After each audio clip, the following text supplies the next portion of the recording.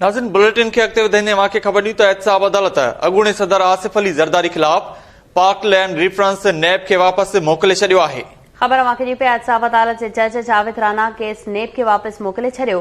एहतसाब अदालत नेब तरमीमी एक्ट तहत दाख़िल दरख़्वास्त मंज़ूर करे वरिती।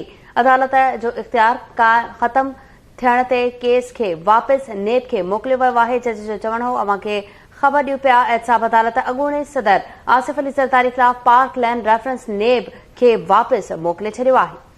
अवां खे अहम ख़बर ॾियूं त एहतसाब अदालत जे जज जावेद राना केस नेब खे वापसि मोकिले छॾियो आहे। एहतसाब अदालत नेब तरमीमी एक्ट तहत दाख़िल दरख़्वास्त मंज़ूर करे वरिती आहे।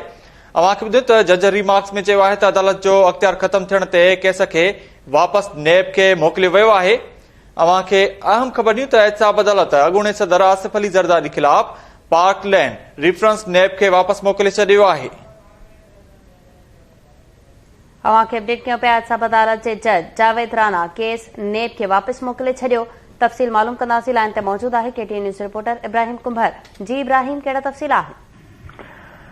जी बिल्कुल, पाक लैंड केस जंहिंमें आसिफ अली ज़रदारी ऐं ॿियनि खे मुलविस कयो वियो उन रेफरेंस खे वापसि करण जे लाइ दरख़्वास्त दाख़िल कई वई हुई। अॼु एहतसाब अदालत उन हवाले सां फ़ैसिलो ॿुधाए छॾियो आहे। हिन में एहतसाब अदालत जो चवणु आहे त जीअं त जेको नेब तरमीमी कानून आहे उन हवाले सां हिन ते नेब जो दायरा इख्तियार नथो बणिजे नेब अदालत जो। उन जे करे केस जेको वापसि पाक लैंड केस जेको उहो वापसि नेब खे मोकिलियो वियो आहे। नेब खे चयो आहे त उहो उन हवाले सां फ़ैसिलो करे।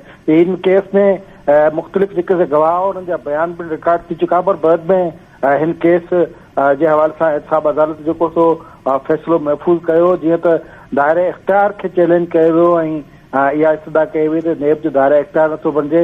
उन जे करे जज नासिर जावेद ख़ान आहे उन दलील मुकमल ॿुधण खां पोइ फ़ैसिलो महफ़ूज़ कयो ऐं हाणे नेब अदालत आसिफ अली ज़रदारी ख़िलाफ़ जेको दाख़िल पाक लैंड रेफरेंस हो उहो वापसि नेब खे मोकिले छॾियो आहे। जी इब्राहिम कुंभर, तफ़सील ॿुधाइण लाइ महिरबानी।